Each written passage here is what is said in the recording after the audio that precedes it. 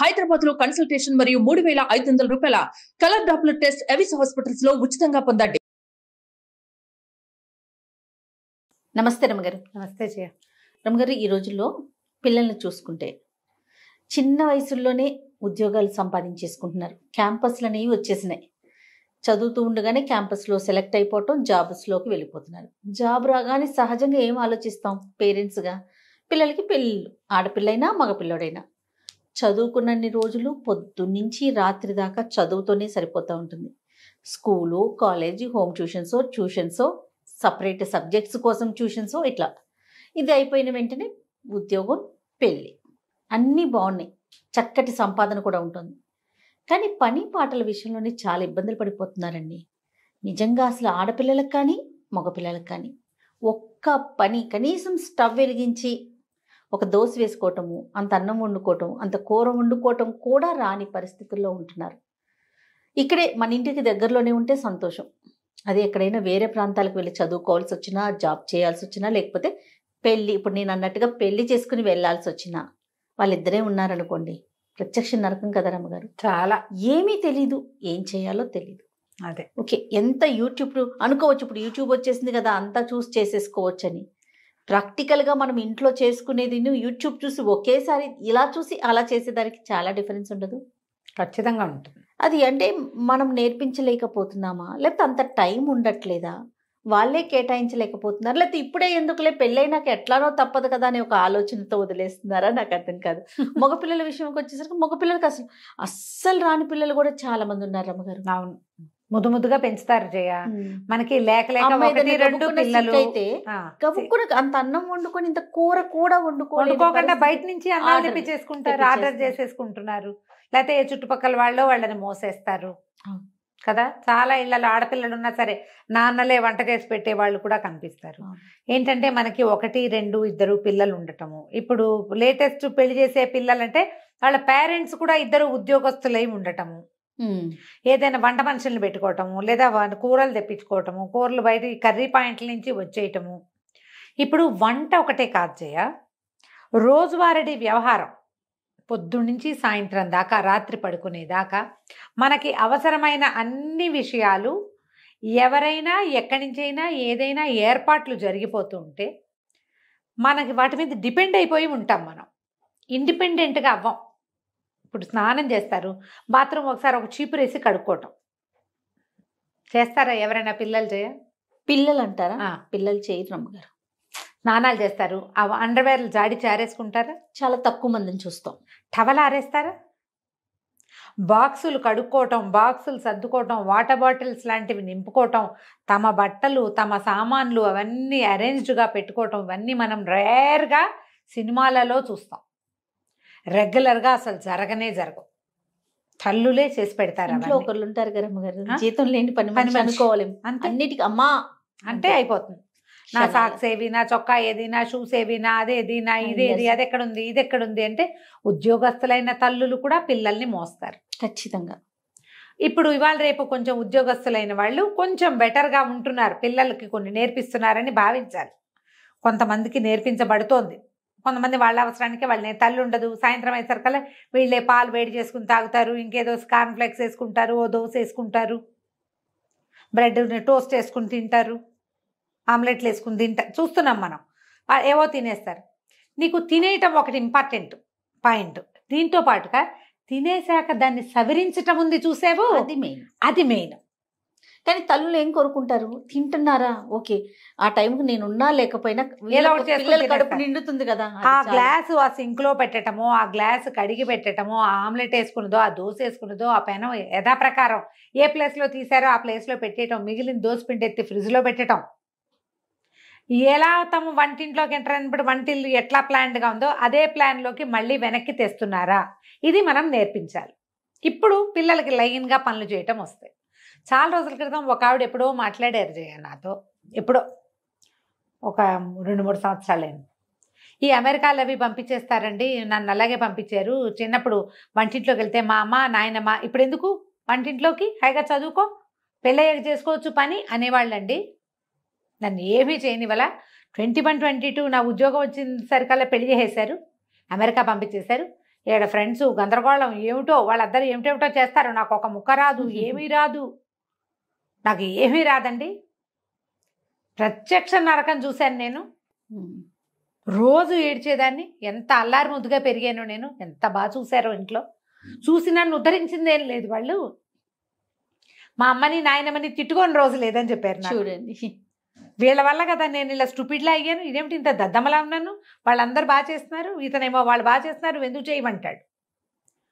ఇంట్లో ఉంటాను, ఉంటే ఏమిటి నాకు రావాలిగా పని. వంట రాదు, పని రాదు, లైన్గా పని చేయటం అనేది ఒక స్టామినా. రోజంతా పని చేస్తూ ఉండటం ఎవరికి వస్తుంది? అది దేని తర్వాత ఇది చేయాలని కూడా ఇంపార్టెంట్ కదా. ఇది దీని గురించి ఒకసారి మాట్లాడాలండి. కానీ ఈ తరం పిల్లలు కొంత మీరు అన్నట్లుగా కొంత మారారు రమ్మగారు. ఎందుకంటే మా పింకి యూఎస్కి వెళ్ళింది కదా, అసలు వెళ్ళే వరకు కూడా ఇంట్లో ప్రతిదీ కూడా చేతికి అందించడం, నోటికి అందించటమేనండి. ఇప్పుడు వెళ్తే కుక్క పిల్లలు అనకూడదు కానీ ఎన్ని డిషెస్ అనుకుంటున్నారు రమ్మగారు. ఆ ఫొటోస్ చూస్తుంటే షాక్ అవుతున్నాం మేమైతే. ఏమిటి ఇవన్నీ వండేస్తాం, ఎలా చేస్తున్నావేంటి, మొత్తం మన వీడియోస్ అని చెప్తుంది. యూట్యూబ్ లో ఇప్పుడు ఒంటరిగా ఉంటే కొన్నాళ్ళు ఉద్యోగం కోసం శుభ్రంగా చేసుకునే పిల్లలు కూడా కనిపిస్తున్నారు. కానీ ఇబ్బంది కదా, ఇబ్బంది. ఫస్ట్ లో కాస్తంత ఇబ్బంది పడద్దు, దాన్ని ఎంజాయ్ చేసి చేయగలిగితే సంతోషం. అది ఇది పి సత్యవతి గారిని, రైటర్ పి సత్యవతి గారు. పెద్దవారు జయ 80 years ఉంటాయి. వారి కథలు భలే బాగుంటాయి. అందులో ఒక కథ రాశారు, ఒక రాజా ఒక రాణి అని. దీనికి ఒక కథ కూడా ఉందా? భలే బాగుంది, ఇంట్రెస్టింగ్గా. అమ్మాయిని వాళ్ళ అమ్మ అది ఎప్పుడే ఇంజనీరింగ్ అయింది, కాలేజీలో అది ఆఫీస్లో చేరింది, క్యాంపస్ సెలెక్షన్. ఎంతో బాగుంది. అది ఫ్రెండ్స్తో మాట్లాడుకుంటుంటే పని పిల్ల వస్తుంది, జ్యూస్ ఇస్తుంది, జ్యూస్ తాగాక జ్యూస్ గ్లాస్ పట్టుకెళ్తుంది. ఆవిడ వంటింట్లో వంట చేస్తుంది. పెళ్లి చూపులు అరేంజ్ చేసాం, నువ్వు రా, నీకు దీని దగ్గరికి బీరువా దగ్గరికి ఏం బట్టలు వేసుకోవాలో చెప్తానంటుంది వాళ్ళమ్మ. ఈ ఫోన్లో కబుర్లు చెప్పుకుంటూనే వాళ్ళ అమ్మ దేవతోటి వెళ్ళి రేపు పెళ్లి వాళ్ళు వస్తే వేసుకోవాల్సిన డ్రెస్సు, దానికి మ్యాచింగ్ నగలు, కావాలంటే ఇంకో డ్రెస్సు కుట్టిద్దాం, అన్నీ వాళ్ళ అమ్మే అరేంజ్ చేసింది. పెళ్లి చూపులు, పెళ్ళైపోయింది. పెళ్ళైపోయిన తర్వాత ఏమిటి ఇప్పుడు ఎవరైనా వస్తే ఏం బట్టలు వేసుకోవాలో అమ్మే చెప్పాలి. దాని మీదకి నగేం పెట్టుకోవాలో, చెవులకి ఏం పెట్టుకోవాలో, ఎలాంటి వేసుకోవాలో, చెప్పులు ఏం వేసుకోవాలో అమ్మే. వంటింట్లో వంట మనిషి ఉంది, పై పిల్లకి చిన్నపిల్ల ఉంది, పై పనులకి అన్నీ అది అందిస్తుంది. ఇది బొమ్మలాగా తయారైతే చాలు, దాని ఇస్త్రీ బట్టలు రెడీగా ఉంటాయి, దాని ఫుడ్ ప్లేట్లో రెడీగా ఉంటుంది, లంచ్ బాక్స్ రెడీగా ఉంటుంది, వాటర్ బాటిల్ రెడీగా ఉంటుంది, హ్యాండ్ బ్యాగ్లో కూడా వాళ్ళ అమ్మ ఎప్పటికప్పుడు డబ్బులు ఉన్నాయా అని చెక్ చేసి డబ్బులు పెడుతుంది. పెళ్ళయింది. పెళ్ళైతే ఓ రోజు రాత్రి అల్లుడు ఫోన్ చేశాడు అర్జెంటుగా. ఏంటండి మీ అమ్మాయి ఒక మాట విందు, ఎంతసేపు ఆన్లైన్లోనే ఉంటుంది, ఫోన్లోనే ఉంటుంది, ఒక పని రాదు, ఎంతసేపు ఏడుస్తుంది, ఇండియా వెళ్ళిపోతానంటుంది, ఇదేమన్నా బెజవాడ బందరా ఊరికే పంపించేసేయటానికి, అర్థం చేసుకోదు అని పెద్ద పెద్ద కేకలు పెట్టాడు. ఒక పని రాదు, ఏ పని చేయదు, ఎప్పుడు ఆన్లైన్లోనే ఉంటుంది అన్నాడు. కూతురుకి ఇచ్చాడు. ఇప్పుడు కూతురు ఏమైనా చెప్తే అల్లుడు వింటే బాగోదు కదా. ఎక్కడికి బోళ్ళంత ఖర్చు పెట్టాం పెళ్ళికి, కట్నం వద్దని బాగానే బోళ్ళంత ఖర్చు పెట్టించారు. కట్నాలు వద్దంటారు కదా, కట్నం వద్దు గ్రాండ్గా చేయండి అంటారు. ఇవాళ రేపు నేను ఇది అనుకుంటాను, ఓ 10 లక్షలు ఇవ్వండి అంటే 10 ఇచ్చి మిగిలినవన్నిటికీ కట్ చేయొచ్చు. ఇప్పుడు ఈ కట్ చేయకపోతే 10 కాస్త 30 అవుతోంది. అంతేగా, 30 అవుతుంది. అన్ని గ్రాండ్గానే. కట్నం లేదుగా, కట్నం లేదుగా, కట్నం లేదు, ఇదే పాట. కట్నం లేదు, కట్నం లేదు. కట్నం ఇచ్చిన రోజునే హాయిగా ఉందనుకుంటారు కొంతమంది. ఫ్రెండ్స్ ఉన్నారు ఈ మధ్య పెళ్లిలే, ఆడపిల్లలు పెళ్లిళ్ళు చేసిన వాళ్ళు. కట్నం ఇచ్చిన రోజునే హాయిగా ఉంది, మేము ఇంతే చేయగలమండి అని చెప్పేవాళ్ళం. ఇప్పుడు వెళ్ళలేవు ఖర్చులకి. ఈ కూతురుతోటి మాట్లాడి కూతుర్ని, ఏమే ఎందుకమ్మా కాస్త పని చేయొచ్చు కదే, ఆ పాత్ర నేర్చుకుంటే. ఏం నేర్చుకోనమ్మా నేనేం నేర్చుకోను, ఏనాడైనా నన్ను ఏమైనా చేయనిచ్చారా? ఆఖరికి నా కాఫీ గ్లాస్ కూడా పని పిల్లే పట్టుకెళ్ళలేదు కదా. నాతో మీరు అడ్జస్ట్ అయ్యారు, ఇప్పుడు నేను ఎట్లా అడ్జస్ట్ అవ్వను ఇతనితోటి? ఎంతసేపు నన్ను పని మనిషిని అనుకుంటాడు, వాళ్ళ అమ్మలాగా చేయట్లేదంటాడు, కౌంటర్ శుభ్రంగా లేదంటాడు, బాత్రూములు కడగమంటాడు. నేను ఎప్పుడైనా చేశాను, ఇప్పుడు నన్ను అవన్నీ చేయమంటున్నాడు. నా వల్ల కాదు, బయటికి వెళ్ళడానికి వీలు లేదు, ఉద్యోగం లేదు, 6 నెలలు డిపెండెంట్ వీసా మీద ఉంటారు. శుభ్రంగా అక్కడే ఉంటే నేను ఇదయ్యేవాదని, టీమ్ లీడర్ అయిపోయేదాన్ని. ఉద్యోగం లేదు, డ్రైవింగ్ లైసెన్స్ లేదు, పబ్లిక్ ట్రాన్స్పోర్ట్ లేదు, జైల్లాగా ఉంది నాకు ఇల్లు. పని పని పని పని అంటాడు. ఎంతసేపు ఫ్రెండ్స్ని పిలుస్తాడు భోజనానికి, వాళ్ళంతకి వెళ్ళి తిన్నాం కదా మనము వండాలంటాడు.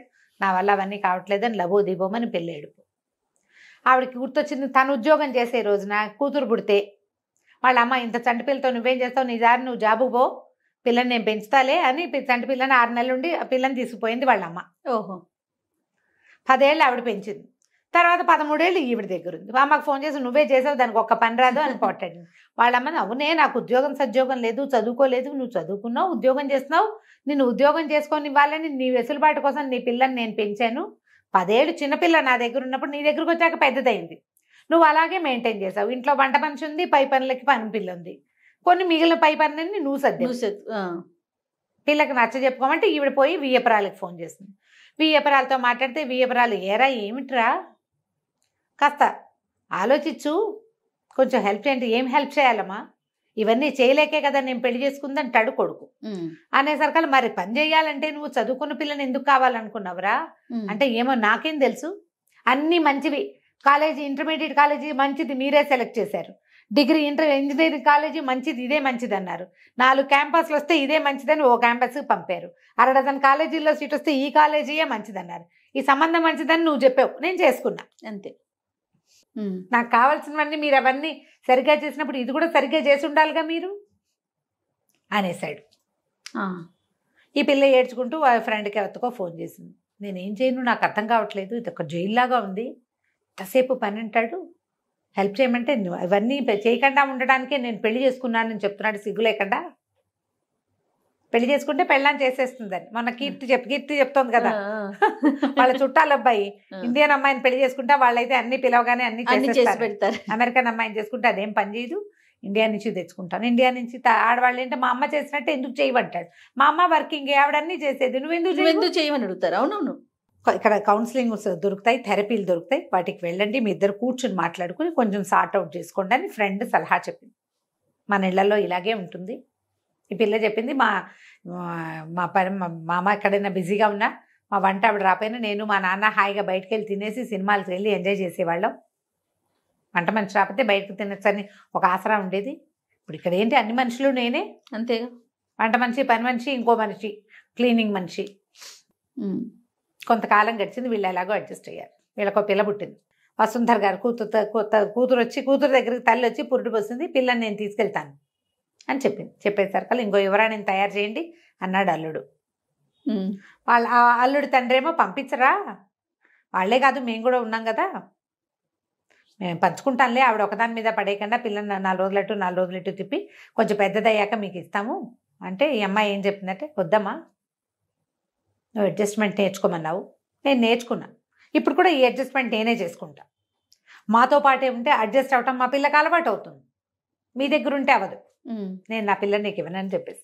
ఈ కొత్త డైలాగులకి తల్లి ఆశ్చర్యపోయింది. ఎందుకంటే జీవితంలో ఒకసారి కనుక మనం ముందుకెళ్తే మనకి తెలుస్తుంది. పెద్దవాళ్ళు ఏం చేస్తామంటే మనము పిల్లలకి చక్కగా ఉండటం, మేనర్సు గీనర్సు నేర్పిస్తాం కదా, నీట్గా డ్రెస్ చేసుకోవడం, బాగా కూర్చోవడం, కాళ్ళ దగ్గర పెట్టుకో, ఇలాంటివి చెప్తాం కదా.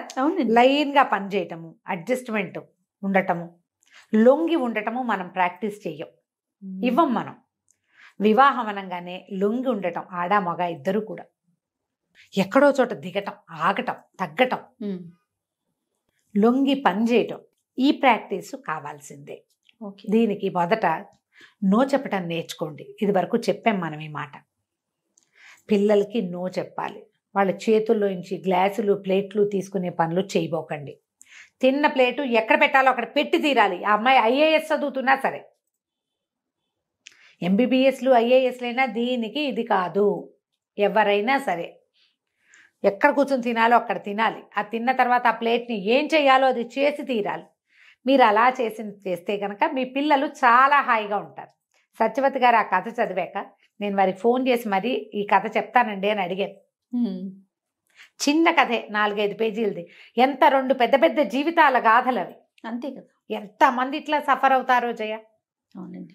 పెళ్ళాం వచ్చి మా అమ్మలాగా అన్నీ చూస్తుంది. ఎలా చూస్తుంది? నీతో పాటే LKG నుంచి అన్ని పోటీ పరీక్షలు రాసిన పిల్ల మీ అమ్మ ఎలా అయిపోతుందో చెప్పు. ఎట్లా అయిపోతుంది?